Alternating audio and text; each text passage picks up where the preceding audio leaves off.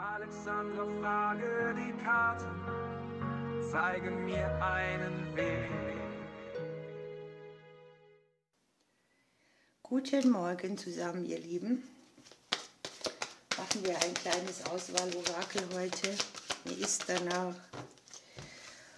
Und sind natürlich gespannt, was wir hier wählen. Oh, hier habe ich 4, dann nehme ich hier auch 4.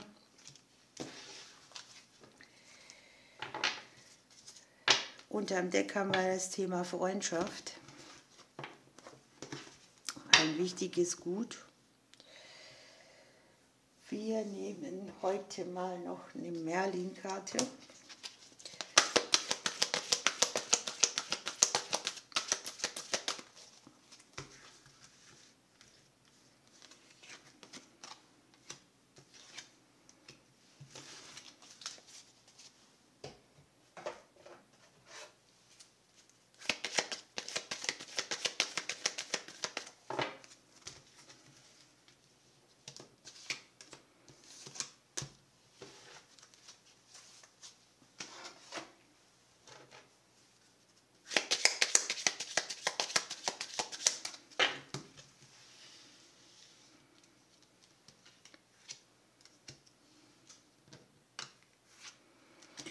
So, dabei belassen wir es.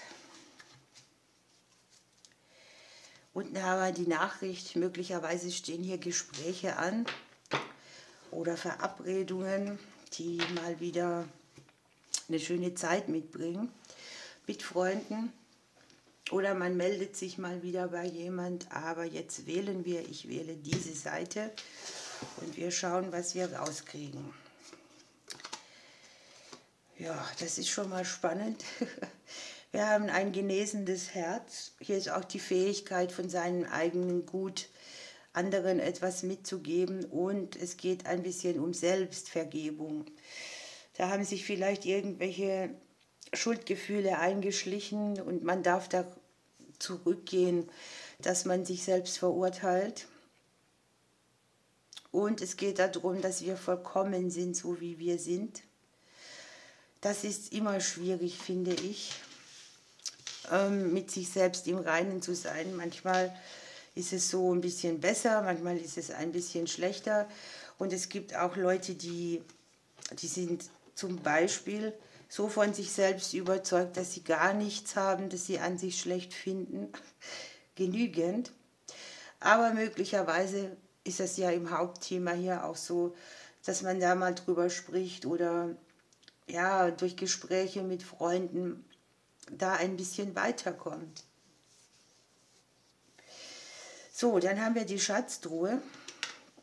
Das ist sehr spannend. Ich sage es immer wieder gern, denn die Karte kommt wirklich selten und wenn sie mal kommt, dann bringt sie tatsächlich unerwartete Fülle mit in irgendeinem Bereich. Das kann jetzt hier sehr in einem Bereich, wir haben zweimal selbst, ne?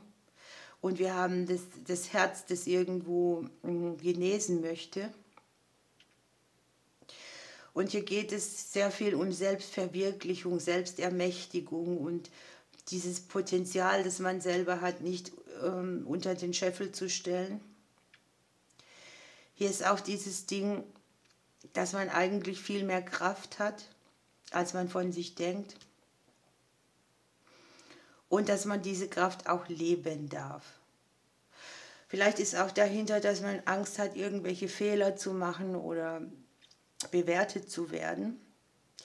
Das könnte hier der Punkt sein, an dem es ein bisschen triggern könnte oder hindern könnte, an sich weiterzumachen. Aber hier kommen tatsächlich gute Gelegenheiten und vielleicht bringt genau diese Schatztruhe auch die Gelegenheit, mit sich selbst zu verwirklichen. So, jetzt haben wir hier die Weißdornhecke, hier haben wir das Herz. Ja? Und Weißdorn ist ja auch die Pflanze, die das Herz stärkt. Und es geht um eine Balance zwischen dem Männlichen und dem Weiblichen, vor allem im Inneren. Hier ist sowas wie ewige Liebe, Liebesalchemie, sowas alles. passt auch sehr gut, ne? Wo hat man sich da selbst vielleicht auch schon ein bisschen verraten oder sich äh, nicht in der Balance gefühlt? Es ist auch wichtig, wir haben das zweimal, deshalb ist es wahrscheinlich doppelt wichtig, auf sein eigenes Herz zu hören. Es ist eine wichtige Botschaft, die das Herz uns mitteilen möchte über die Emotion. Und auch dieses Ding, dass man tatsächlich mit sich selbst und auf das Herz hörend gut weiterkommt. Man öffnet sich sozusagen der Liebe, dem Frieden. Und da ist auch ein tiefes Mitgefühl, das man mit sich selber haben darf. Und auch das kann sich als Schatz generieren. Wir haben hier unten das Außen, den Konflikt. Das kann hier sehr gut sein. Ne? Wir haben Selbstvergebung, Selbstermächtigung, haben wir immer die richtigen Schritte gemacht, haben wir Entscheidungen getroffen, weil wir gedrängt wurden oder haben wir irgendwo einen Konflikt aufrechterhalten und uns selbst verraten, weil wir den anderen oder dem Außen etwas anderes zeigen wollten, als das, was wirklich ist. Hier ist das für sich selbst einstehen, sich vom Außen nicht rausbringen zu lassen, in sich selbst zu vertrauen. Und hier sind auch die Wege, die wir gehen können, neue Möglichkeiten, neue Chancen, sich zu zeigen. Wir haben hier noch den Engel des Vertrauens und auf der Karte steht, Vertrauen heißt, sich dem Leben zu stellen und es zu genießen. Besinne dich auf die positive Kraft in dir und gehe immer vom Besten aus. Hab Vertrauen in dich und deine Engel. Sie werden dich unterstützen und dir helfen, das zu erreichen, was du dir vorgenommen hast. Hier Selbstermächtigung. Ne? Die Botschaft des Engels lautet, nur wenn du Vertrauen in dich hast, kannst du das Glück finden und dein Leben erfolgreich und gesund gestalten. Glaube an dich. Hier hat man vielleicht auch noch einen Schatz in sich, den man noch nicht genutzt hat. Spannend. Dann gucken wir uns die andere Seite an. Ihr habt hier, oh, guckt mal, Elternthemen. Es ist hier sehr spannend, dass beide kommen. Ja, Mutter und Vater, auch ein bisschen ähnlich wie bei der anderen Legung, das Ausbalancieren der Kräfte, der weiblichen und der männlichen. Und hier darf man noch mehr abgeben, ne? Auch mehr zu seiner persönlichen Kraft kommen, ins Empfangen gehen. Ins Empfangen gehen, ja, erlaube dir zu empfangen, das kann eine Prägung hier auch sein. Und vielleicht darf man hier auch mal verstärkt Hilfe annehmen, ne? Ohne dass man sich schuldig fühlt oder ohne dass man sich dafür entschuldigen muss, dass man jetzt mal nicht so funktioniert. Das kann sehr viel damit zu tun haben, was von einem verlangt wurde, auch im Leben. Und wir haben wünscht ja was. Also eine gute Zeit, ein bisschen Magie wirken zu lassen, zu gucken, wie sich alles manifestiert. Und ihr habt die Zugänge zur Anderswelt. Hier ist ein bisschen Verzauberung, hier ist ein bisschen Magie. Hier blickt ihr in die Mysterien des Lebens. Ihr wandelt, reinigt. Und da ist sehr viel Energie, die im feinstofflichen Bereich für euch zur Verfügung steht. Dann haben wir hier,